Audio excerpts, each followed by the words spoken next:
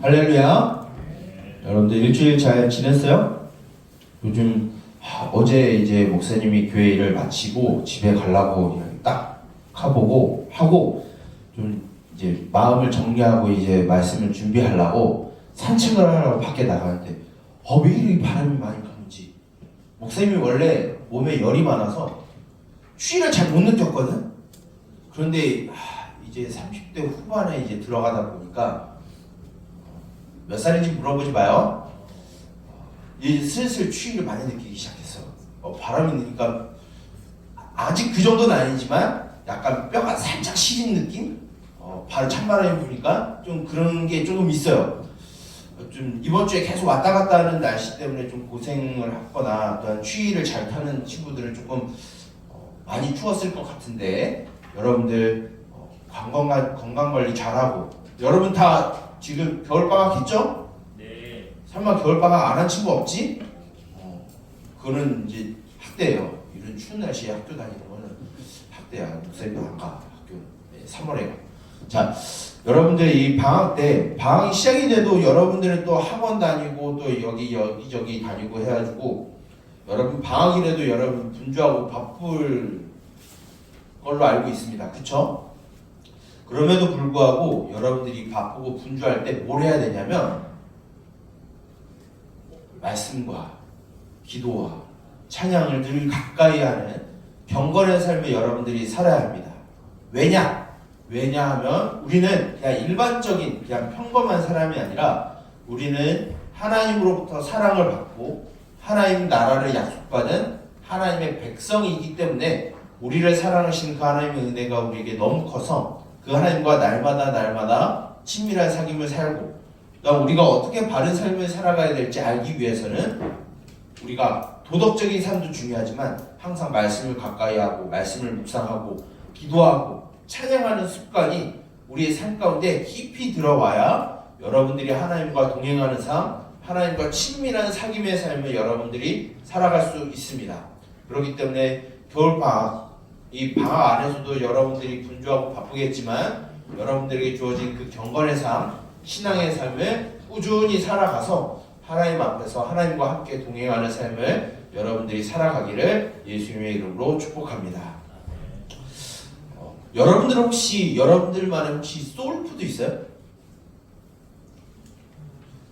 여러분 소울푸드 하면 내 최애 음식 같은 거 있어요? 저번에 보니까 누군가는 순댓국도 있는데 목사님의 개인의 이제 소울푸드 최애 음식은 뭐냐면 라면이에요. 그런데 목사님 정도 되면은 그냥 라면을 보통으로 먹지 않습니다. 목사님만의 레시피와 메뉴가 있어요. 이름이 뭐냐면 이제 다른 목사님들한테도 얘기를 하는데 뭐가 있냐면 여러분 너구리 정식이라는 걸 모를 겁니다. 너구리 정식은 목사님이 개발한 메뉴예요. 뭐냐면 너구리 하면 뭐가 떠올라요? 오동통통 너구리 라면 일단 들어가요. 자, 이 레시피를 목사님이 좀 소개를 시켜줄 텐데 목사님이 어떻게 이 레시피를 갖게 되었느냐 에피소드는 나중에 목사님과 관계를 쌓으면 알게 될 거예요. 이 너구리 정식의 이 레시피를 알려줄게요. 순서가 딱 정해 있어요. 목사님은 이 밥 먹을 때는 틸에서 이 순서를 꼭 지켜야 돼요. 뭐냐면 먼저 물을 올려요. 물을 넣고 그 너구리에 있는 다시마를 꼭 넣어요. 처음에 넣어요. 왜냐? 다시마가 우러나야 되기 때문에 조금 살짝 이제 기포가 조금 올라온다고 할 때 후레이크를 넣어요. 그리고 좀 3분 지나면 면을 넣어요. 이때 뭘 하냐면 가만히 있는 게 아니에요. 옆에 불을 또 하나 켜가지고 후라이팬에 기름을 둘러서 계란 후라이를 만들어요. 쫙쫙 이게 이제 깨고 넣어서 조금 이제 달아오를 때쯤 뭘 하냐면 쉬면 안 돼. 음식 먹을 때 쉬면 안 돼. 뭘 하냐면 밥솥에서 밥을 꺼내가지고 그릇에 넣어요. 그리고 참기름 2숟갈을 넣고 고추장 1숟갈을 넣어요. 그걸 비빌 때쯤 뭐가 되냐면 계란이 살짝 익어요. 그때 한번 이렇게 뒤집어 놓고 그때 뭘 하냐면 면을 넣어요. 쉬질 않죠? 그렇게 한 다음에 이제 스프를 넣고 이제 스프를 넣으면 물을 끓는 점이 조금 높아져요. 그럼 면이 좀 더 높은 온도에서 익어. 그때 뭘 하냐면 그 비빔 밥에다가 계란 후라이를 얹어요. 그걸 갖다 놔요. 자, 그리고 집게를 갖고 그 라면을 휘휘 저어서 면을 잘 풀어놓고 잘 끓은 상태에서 밥상에다 놓습니다. 그러면 이거 배열도 중요해요. 오른쪽에는 목사님 기준 오른쪽에는 라면을 놓고요. 왼쪽에는 그 일명 고추장 계란 비빔밥을 놔요. 그리고 가장 빼놓을 수 없는, 목사님이 인생에서 빼놓을 수 없는 제로 콜라를 얼음컵에다 부어놓고 딱 가운데다 놔요. 그걸 뭐라고 부른다고? 너구리 정치. 너구리 정치. 지금 여러분 이 너구리 정식을 먹기 위한 목사님의 처절한 몸부림이 보여지나요? 이 음식을 먹기 위해 목사님이 지금 뭘 했죠? 레시피가 있어요. 순서가 있고 이 체계적인 순서 방법이 있어요. 만드는 음식 방법이 있어요. 목사님이 살이 빠지지 않는 이유가 여기 있습니다. 그런데 더 중요한 건 뭐냐면 이거는 하나에 불과해요. 목사님 라면을 맛있게 먹는 방법을 알고 싶어요. 그러면 여러 가지를 말해주세요. 목사님이 맛있게 먹는 라면을 아주 맛있게 먹는 방법들이 여러 가지가 있습니다. 보통 방법들이 아니에요. 그런데 단 한 가지 기억할 건 절대 살이 빠지지 않는 라면이다.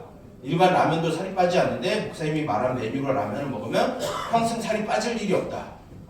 그런데 목사님이 왜 이렇게 이야기하냐면 한 가지 음식을 먹을 때 목사님이 어떻게 했죠? 순서가 있고 계획이 있고 또 체계적이에요. 이 먹을 때에도 우리가 어느 정도 이 체계적이고 레시피대로 만들어 먹으면 무엇이 되는 거죠? 내 최애 음료, 최애 음식, 소울푸드가 만들어집니다. 이렇게 우리가 한 음식을 먹을 때도 뭐라 하냐면은 레시피가 있고 순서가 있고 또 체계적인 이 규율이 있어요. 이 먹는 거 하나도 이렇게 있는데 우리의 삶도 우리가 믿는 이 신앙도 철저한 규율과 체계와 또한 규칙들이 담겨져 있습니다. 그것을 우리는 뭐라고 말하냐면 조금 이제 어려운 말이 조금 나올 수 있는데 그것을 우리는 뭐라고 하냐면 교리라고 말합니다. 뭐라고 한다고? 교리. 이 교리를 영어로 바꾸면 뭐라고 되어 있냐면 여러분들 영어를 잘하는 친구는 알 수 있을 텐데 이 교리를 영어로 번역하면 뭐라고 되어 있냐면 덕트린이라고 얘기를 합니다. 여러분 독트린 들어봤어요? 덕트린이라고 하는데 오늘 설교 제목이 뭐지? 크리스천 덕트린. 이 덕트린이라는 뜻이 뭐냐면 교리라는 의미도 있지만 뭐 정책, 규율, 규범 어떤 정치적인 이념을 말할 때도 이 독트린이라는 말을 씁니다. 즉 무엇이에요? 크리스천은 무엇을 이야기하냐면 그리스도인을 이야기할 때 이 크리스천이다라고 얘기해요. 그리스도인은 뭐가? 크리스천. 크리스천 독트린은 뭐냐? 그리스도인이 가져야 되는 믿음의 규범, 믿음의 주제들을 말하는 게 바로 크리스천 독트린이라고 말하는 거예요. 쉽게 말해서 이거를 쉽게 말해서 한 단어로 뭐라고 말한다고? 교리. 이 교리에 대해서 우리가 2026년 한 해 동안 배우려고 해요. 그럼 이 교리는 왜 있느냐? 우리가 왜 배우느냐? 이 교리가 어떤 사람들에게는 어렵고 딱딱하고 또 누군가에게는 이 교리가 거부감이 일어날 수도 있어요. 근데 우리가 왜 교리를 배워야 되냐면 이 교리는 사람이 만들어낸 것이지만 이 교리는 근거가 있어요. 출발점이 있어. 그게 어디냐면 바로 우리가 읽는 성경에서 출발하는 거예요. 교리는 딴 데 어느 사람의 사상에서 갖고 온 게 아니라 성경에서 출발하였고 성경이 우리에게 무엇을 말하는지 성경이 우리들에게 우리가 믿는 믿음이 무엇인지를 잘 정리해주고 체계화시켜준 게 바로 교리예요. 목사님이 이 교리를 신학의 부분으로 가게 되면 어떤 이름이 붙게 되냐면 조직신학이라고 얘기를 해요. 조직폭력배인가? 그런 조직이 아니라 체계적이고 질서가 잡혀져 있는 것이다 라고 해서 조직신학이라고 얘기하는데 여러분들한테 이런 신학의 이야기를 하려고 하는 게 아니라 이것을 뭐라고 이야기한다고? 교리. 우리 여러분들 이번 한 해 동안 머리에 들어가야 되는 거 가장 기본적인 거 뭐냐? 올해 교리라고 하는 건 여러분의 머릿속에 꼭 집어넣기를 바랍니다. 그럼 교리는 성경에서 말하는 것인데 무엇을 말하느냐? 하나님의 말씀을 이야기하는데 이 하나님의 말씀 안에 우리에게 가르쳐주시는 믿음의 주제들이 무엇인가에 대해서 우리들에게 가르쳐주고 있어요. 왜 그럼 우리가 그것을 알아야 되느냐? 오늘 우리가 읽는 이 10편, 19편, 7절부터 11절의 말씀이 일명 무슨 내용이냐면 하나님의 말씀에 대해서 노래하고 가르쳐주는 교훈의 시가 바로 우리가 읽은 10편, 19편, 7절부터 11절의 내용이에요. 오늘 말씀을 여러분들이 꼼꼼히 잘 읽어봤으면 여러분들이 공통점을 하나 발견할 겁니다. 무엇이냐면 여호와의 율법은 그리고 여호와의 증거는, 여호와의 교훈은, 여호와를 경외하는 도는, 여호와의 계명은, 여호와의 법은, 이렇게 총 6가지로 이야기를 하고 있어요. 이것을 공통되게 무엇이라고 얘기하냐면 하나님의 말씀이라고 이야기를 합니다. 이 하나님의 말씀이 어떤 영향력을 우리들에게 주냐면 우리를 변화시키시고 우리를 회복시키시고 우리를 기쁘게 만들고 우리에게 참된 안식을 주시고 우리에게 어리석은 우리의 머리를 깨우쳐서 지혜를 주는 말씀이다라고 가르쳐주고 있어요. 그러면 성경이 우리들에게 어떤 지혜를 주고 어떻게 기쁨을 주고 어떤 지식을 주는지 우리가 알기 위해서는 성경을 읽어야겠죠. 근데 성경을 여러분 목사님이랑 이제 오랫동안 이제 중고등부에 있는 친구는 잘 알 거예요. 목사님이 설교를 성경을 할 때 굉장히 역사적인 배경, 뭐 문학적인 거, 뭐 신학적인 거 이런 거를 계속 갖고 와서 거의 이제 성경을 해석하는 설교를 많이 했어요.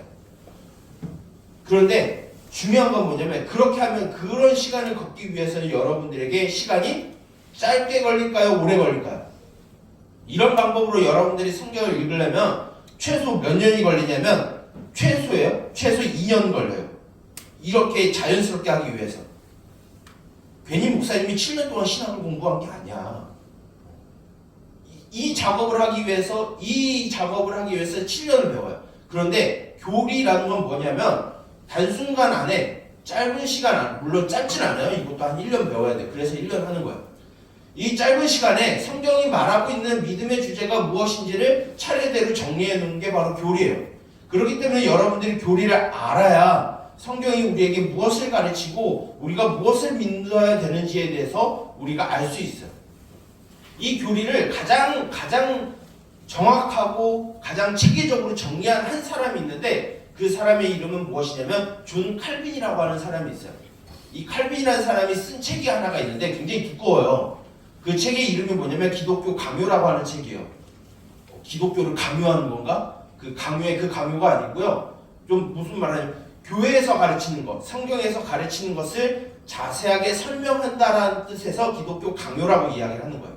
그 안에 이 칼빈이라는 사람이 그 초반부에 어떤 문구를 넣냐면 하나님을 아는 성경은 하나님을 아는 지식과 우리 자신을 아는 지식을 담아놓았다. 그런데 하나님을 아는 지식과 우리 자신을 아는 지식은 분리된 것이 아니라 함께 가는 것이다 라고 이야기를 하고 있어요.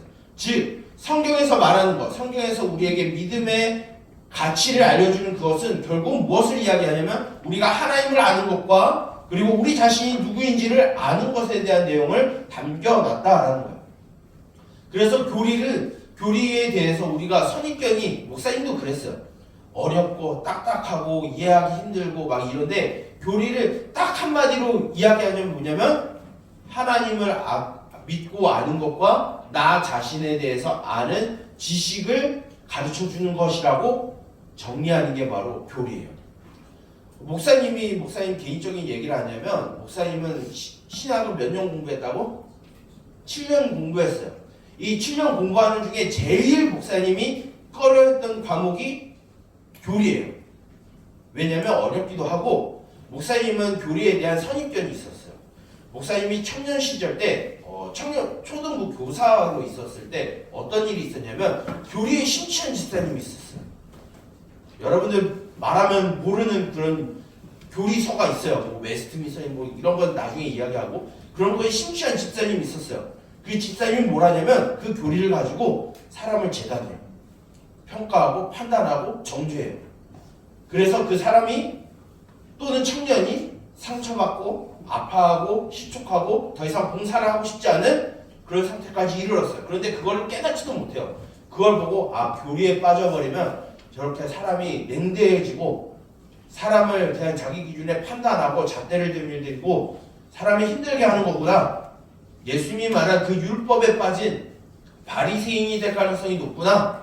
교리의 필요성은 알겠지만 교리를 심취하게 되면 저렇게 되는구나 라고 해서 교리 공부를 물론 기본적인 한 거지만 그렇게 막 썩 좋아하진 않았어요. 그런데 시간이 지나니까 이 교리가 우리들에게 너무 필요해요. 필요한 이유에 대해서 목사님이 여러 가지를 이야기할 수 있겠지만 세 가지를 이야기하자면 첫 번째는 우리가 성경에서 무엇을 이야기하고 있는지 우리가 알기 위해서 우리는 교리를 공부해야 돼요. 세 번째는 우리가 하나님을 아는 것과 나 자신에 대해서 알기 위해서 이 교리를 공부해야 돼요. 그리고 세 번째는 뭐냐면 다음 주에 이야기하겠지만 바른 교리가 있고 잘못된 교리가 있어요. 바른 교리를 우리가 알고 성경에서 말하는 바른 교리를 우리가 알아야 잘못된 길, 거짓되고 잘못되고 왜곡된 길을 우리가 가지 않을 수가 있어요. 이 세 가지 이유 때문에 우리는 교리를 배워야 돼요. 알아야 돼요. 그리고 그 믿음을 우리가 가져야 돼요. 그럼 교리는 어떤 내용을 말하고 있냐면 총 크게 보면 8가지 정도 돼요. 많기도 하죠. 8가지. 처음엔 무엇이냐면 성경은 무엇인가? 성경은 어떤 책인가? 라는 제목으로 시작이 돼요. 그 다음에 하나님은 누구신가? 인간은 어떤 존재인가? 예수님은 누구시고 어떤 일을 하셨는가? 성령님은 누구신가? 교회는 어떤 공동체인가? 마지막 날에는 무슨 일이 일어날 것인가에 대한 내용을 담은 게 교리예요. 이게 어디에 나온다고? 성경에 다 나오는 내용이에요. 그렇기 때문에 우리가 이 믿음의 가치를 알기 위해서 우리는 교리를 알아야 돼요. 그래야 잘못된 길로 빠지지 않고요. 하나님을 잘 믿을 수 있고요. 그리고 우리가 나 자신에 대해서 자부심이 생겨요. 자존감이 아니에요. 자존감. 그냥 자만이 생기는 게 아니라 자부심, 자존감이 생겨요. 그래서 우리가 교리를 1년 동안 배우게 될 텐데 그냥 딱딱한 공부 시간으로만 여기지 않고 목사님 뭐라고 얘기했죠? 목사님도 교리가 이렇게 말하는 게 어려워요. 하지만 우리가 1년 동안 이 교리를 말씀을 통해서 배우고 믿고 하는 이 과정을 통해서 목사님과 여러분들의 신앙이 믿음의 그 정도가 날마다 성장했으면 좋겠어요. 그리고 성숙해졌으면 좋겠어요. 그리고 우리의 목표치는 어떠한 사람이 목표치가 아니라 우리의 목표치는 누구냐면 예수님이에요. 예수님이 갖고 계신 그 성품을 닮아가기 위해서 우리가 교리를 알고 또한 교리를 믿고 그 교리대로 우리가 살아가기를 힘쓰기 원해요. 다만 우리가 교리를 들었을 때 우리가 주의해야 될 거, 아까 목사님이 소개한 그 사람처럼 이 교리에 심취해버려서 누군가를 재단하고 판단하고 정죄하는 그런 잘못된 도구로 여러분의 교리가 쓰여지질 않기를 바라요. 이걸 배우고 알고 해서 더 하나님과의 관계가 더 깊어지고 하나님을 더 알아가고 믿음이 더 풍성해지는 여러분들이 되었으면 좋겠습니다.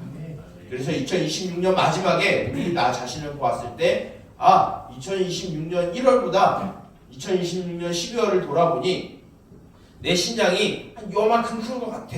이런 고백이 여러분들 가운데 나타나길 바랍니다. 그리고 여러분들이 사회에 나갔을 때, 성인으로 살아갈 때 이단들이 많아요. 이단들이 우리나라에 하나님이 몇 명인 줄 알아요? 하나님이 20명이 넘어요. 예수님도 50명이 넘어요. 심지어 엘리야도 있고요, 다윗도 있어요. 이상한 사람 많죠? 우리나라는 하나님이 많은 나라예요.